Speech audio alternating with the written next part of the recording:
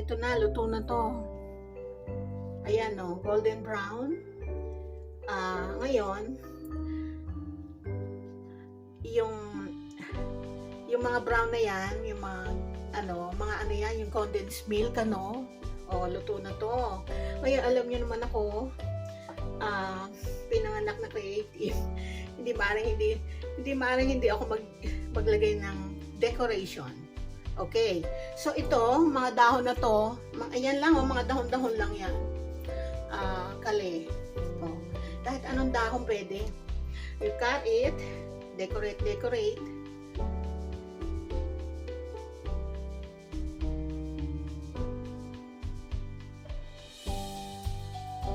So, ang pagbibigyan namin nito, yung mailman. So, kailangan lagyan natin dekorasyon. So, ito lang, mga ganito lang. Yan. Ito. Hiwa-hiwa lang kayo ng ano dyan.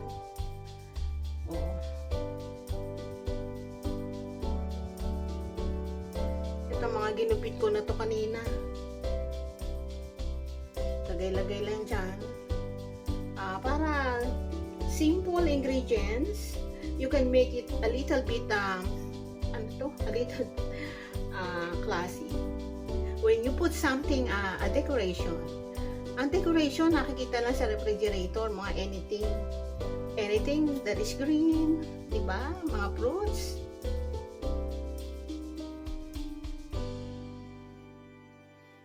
There. And then, lagyan natin ng, this is red currants. Kahit ano, ito lang nakita ko sa refrigerator. Diba? Beautiful. Naku, ayan diba? Lagyan lang natin mga dekorasyon. Yan. And then, use another one. Lagyan lang natin ng ganyan. Ayan. Diba? Beautiful, cute.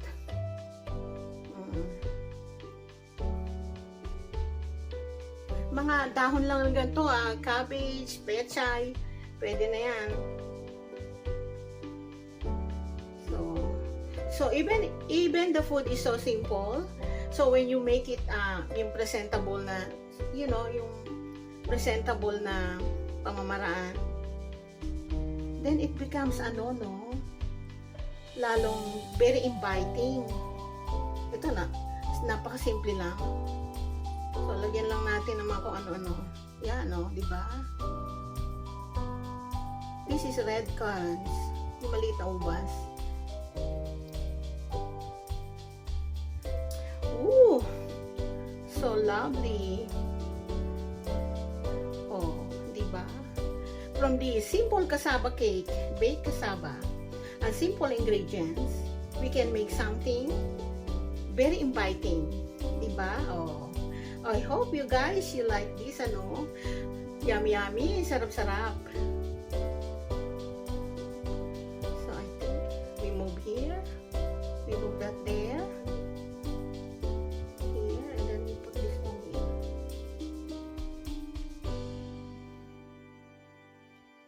Busin na natin dito. Hindi ba? Voila! Yummy, chalap. Hope you enjoy this simple baking cassava thing. Okay. Here it is.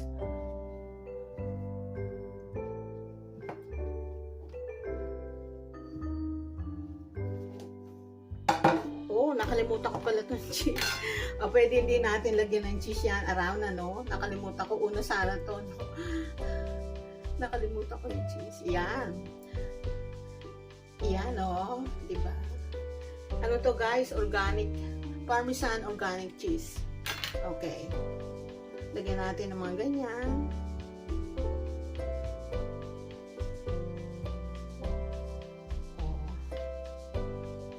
Diba? Happy New Year!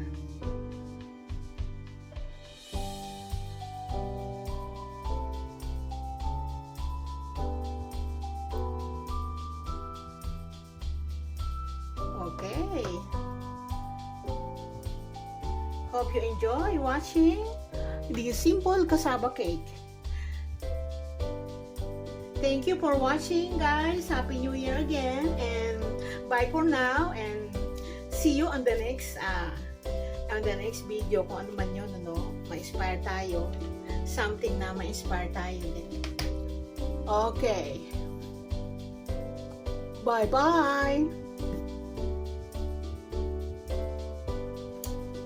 Oh guys, eto na oh. Luto na siya ngayon. Ilalagay natin itong ano, yung natirang condensed milk. Pasensya na guys, kutsara ginagamit. Hindi ko makita yung spatula. Yung pang spread para madali. Pero okay na rin kasi maliit lang naman ito, hindi malaking. Yan, so ilalagay nyo ngayon yung natirang so 375 degrees, 45 minutes. So ngayon, hinango ko dahil luto na siya, medyo luto na siya. Ngayon, ilalagay natin yung natirang condensed milk. Yan. Tapos ibabalik uli natin to sa oven para mag golden brown yung ibabaw. Ano pala to guys, kaya ako nagluto nito. Iririgalo namin to sa mailman, do sa aming postman, Pilipino. Nakatikim kasi siya nito noon. Parang nagustuhan niya. Ngayon, magugulat siya. Iririgalo namin siya. Of course, ililipat ko to mamaya sa aluminum foil. So, sige, ganyan lang. Ilagay lang sa ibabaw. Later on, ito, mag-golden brown ito. Simple lang. Ngayon, yung garnishing na sinasabi ko, pwede nyo lagyan ng Velveeta cheese. Pwede nyo lagyan ng, ano ba to? Yung, kung anong garnishing, yung coconut, ano ba yung sweet coconut sa ibabaw. Garnishing lang yun. So, kayang-kaya nyong gawin ito. At saka pwede itong maging business din eh. Kasi simple lang, simple ang ingredients, madaling iluto, diba?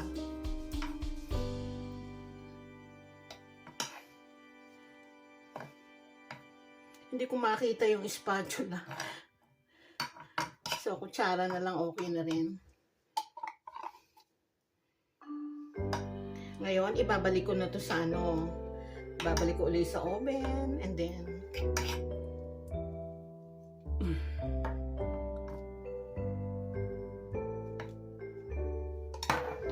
so, ayan, ibabalik natin sa oven yan ngayon, no?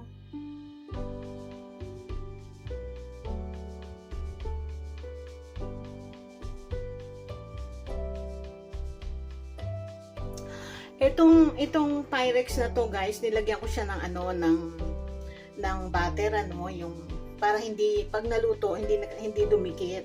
Kahit na yung normal oil lang, pahiran nyo lang yan sa gilid, sa ilalim, no? And then ilagay na natin dito and then we have to put it there, yung minix natin na cassava, condensed milk, and coconut. No sugar here. Kasi yung cassava, guys, it turns to carbohydrates, diba? So, nagiging matamis na rin yun eh. Kaya, we don't need to put sugar. Yun lang condensed milk. Yung cassava is carbohydrates. And then, carbohydrates turns to sugar din, diba? Kaya, no need sugar here.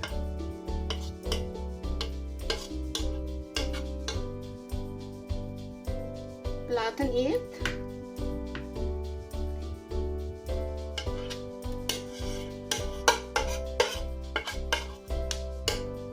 Ayan. Lagay na, ready to sa oven na to, no? 375 degrees.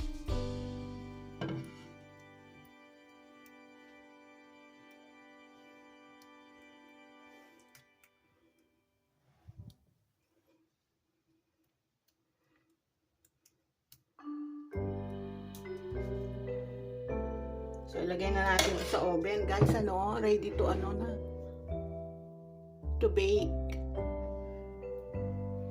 O, eto na. Ilagay natin yung isang, ano, 1 can of coconut milk.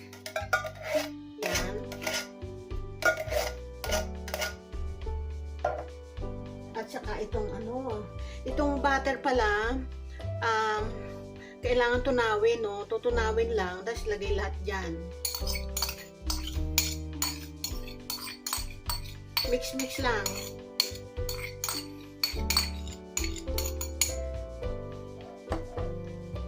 Ito yung condensed milk na sinasabi ko na hindi nyo ilalagay lahat, ano? More than half lang. Ayan. More than half lang nito.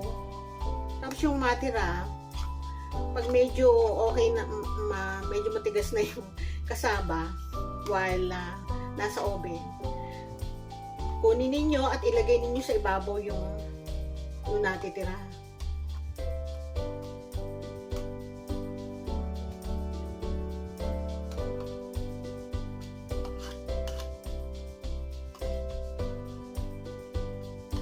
So, ito lang. Ganito lang ang tinira ko dito, guys. Oh. And then, mix it all together. 375 degrees. Mga 45 to 1 hour. Kasi yung 45 minutes, kung medyo matigas na yung kasaba, hanguin nyo, ilalagay nyo yung natirang condensed milk. And then, put it back again sa oven. Kaya, the time consumed is almost 1 hour, no? So, and then let it, i-broil nyo para medyo brown yung ibabaw. Pero kung i-broil, dapat bantayin yung mabuti dahil baka masunog. Pero ako, I let it stay there longer at nagiging golden brown naman. So, yan, mix lang yan, no? Guys, I'm not a good cook, ano? Ito, sa totoo lang, namatay na yung nagturo sa akin ito, no? Way back 80s, ano? So, parang naging sold out naman sa iba. Kasi once na matikman nila, hindi matamis, hindi matigas. Napakasimple lang. Yung iba kasi nilalagyan pa ng egg sa ibabaw. Mga ano na lang yun, optional, ano? Yung cheese. Yan, mix mabuti. Mix. And then, ito ready to bake na. Ready sa oven na to, no? 375 degrees. Dali lang. Napakasimple lang, no? Even the ingredients, napakamura. Sa totoo lang, no? Hindi pa nagmahal. Nakakagawa ako ng isang, dito sa Pyrex na to, it cost mga $6 lang or $5, ano? Pero ngayon, medyo nagmahal na, no? Siyempre, ang economy is, parang economy ngayon. So, mix lang ganyan. Mix.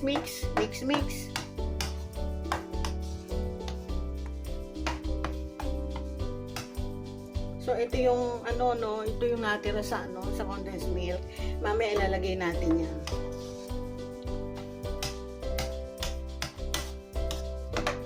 Hope you enjoy watching. Simple lang tong cooking ko, no? Minsan, magsingit din tayo ng cooking.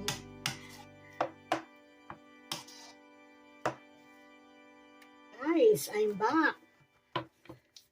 The second step,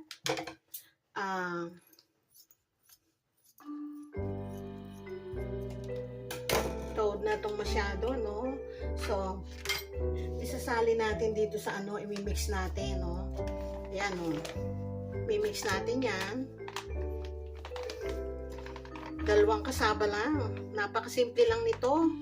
At saka, hindi matamis. Kayang-kaya niyong gawin to.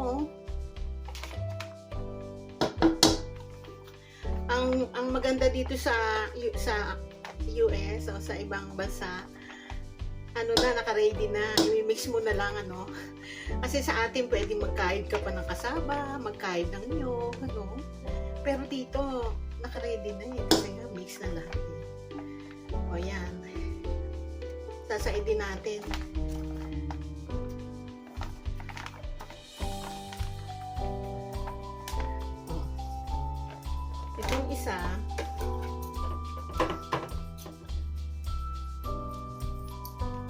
ito, pag meron kami mga potluck, ito lang ang sinasuggest nila. Sa akin, napakadali lang. Kasi, ano lang eh, yung mga ingredients, andyan na, mimix ko na lang. Diba? Eh di lalo na dyan sa Pilipinas. Oh, mix it.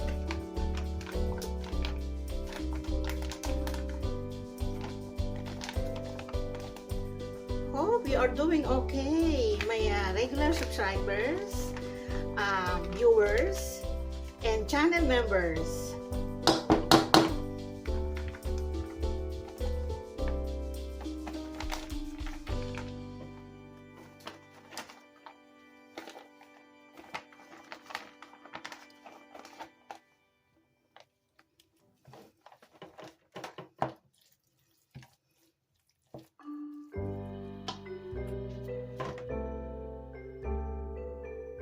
Hello to all my regular subscribers, viewers, channel members.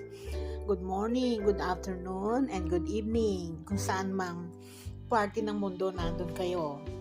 And Happy New Year 2026. Wishing you all the best in everything this coming New Year 2026. So first upload video of my channel is we will make a simple cassava cake. Kayang-kaya nyong gawin to, napakasimple lang to. Ang ingredients lang nito, 1, 2, 3, 4 lang. Basic lang ito. Pero ito yung madalas na sinasuggest na i-donate namin. So we became very busy this simbang gabi, no? So because of this, simple lang to, kayang-kaya niyong gawin, no? Ang ingredients, dalawang frozen cassava, kahit anong brand, okay yan. And then 1 can of coconut milk, kahit anong brand, okay. And then 1 condensed milk, kahit anong brand, okay. And 1 unsalted butter. Okay? Ito, since late 80s, itong Pyrex na to, ito ang ginagamit ko kasi molded dito sa na to eh. Buhay pa, no? So, 2 cassavas, 1 can of coconut milk, and then condensed milk, and then unsalted butter. Itong cheese, yung mga makapuno and everything, mga yan, optional, Pwede rin nyo ring mag-mix ng cassava, what I mean, yung coconut, ba yun? Matamis na coconut, while you are mixing the two cassava frozen, pwede nyo i-mix yun. Mga optional lang yun, pero itong akin, basic ito eh. Ito, hindi matamis. I don't use sugar here, eggs or anything. Kasi, at saka itong unsalted butter lang. Use unsalted butter, kahit anong brand, okay. So, ang nagpapalambot sa cassava, itong butter, kasi yung iba, matigas eh. Nilalagyan siguro nila ng sugar. Wag na lagyan ng sugar kasi yung condensed milk. More than half lang ang isasama natin dito sa cassava, Yung remaining ng condensed milk, pag medyo okay na, medyo matigas na yung cassava, ipapatong natin yung natirang condensed milk. So ito yung step 1, simple cassava cake. 2 frozen cassava, 1 can milk, and condensed milk, and salted butter. So ito yung mga materials. Very simple lang, kayang-kaya nyo gawin, Lalo na dyan sa Pilipinas. You can use fresh coconut milk. Dito kasi nasa lata na, Pero ito na, nakasukat na lahat. So hope you are always doing fine. You are in pink of health sa pasimula ng taong 2026. Wishing all the blessing and the good things for you guys. So let's go to the next step.